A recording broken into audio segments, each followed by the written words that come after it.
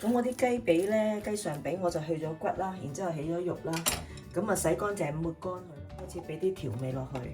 咁我哋咧就要落半茶匙嘅鹽，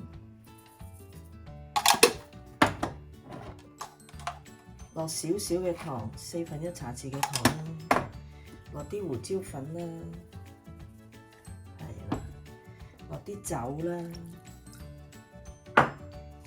仲要落少少豉油啦，我諗1茶匙到啦，係啦。跟住咧就落啲麻油啦，係啊。然之後咧，最後就落啲生粉啦。咁我攞1茶匙，係啦，1湯匙嘅生粉啦。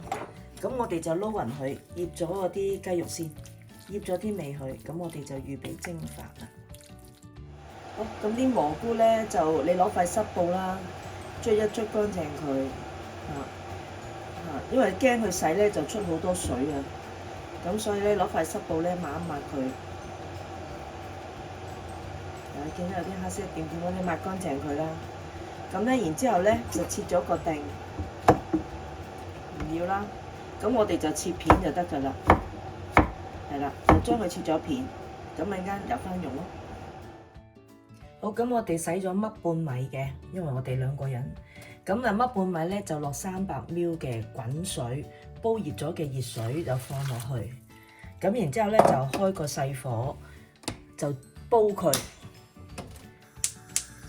係啦，咁我哋開個細火，又都係慢慢煮。OK。好，咁啲飯咧大約煮咗8分鐘啦，你見到啦。啲水開始收啦，但係都仲係好濕嘅，見唔見到啊？好濕嘅。咁我哋咧就將啲蘑菇咧掉落去先，喺個底度先。然之後咧，我就將啲雞肉咧放喺個面嗰度蒸熟咗啲雞肉先。咁你要留意下你個煲啦，因為我呢個砂鍋嚟嘅。咁你睇下你個煲個受熱程度啦。咁大約我而家真係大約8分鐘到啦。咁我就放蘑菇同埋放啲雞肉落去。OK， 好。冚埋蓋。好，咁而家大約做咗16分鐘到，係啦，16分鐘到，你見到啲雞都差唔多熟晒啦。咁我哋咧就落啲黑松露醬落去。咁嗱，你呢個咧冇規定啦，你中意食，我中意食嘅我就會落多啲咯嚇，起碼都落2湯匙啊，我覺得。咁啊審勻下落多啲，你自己中意食幾多就落幾多。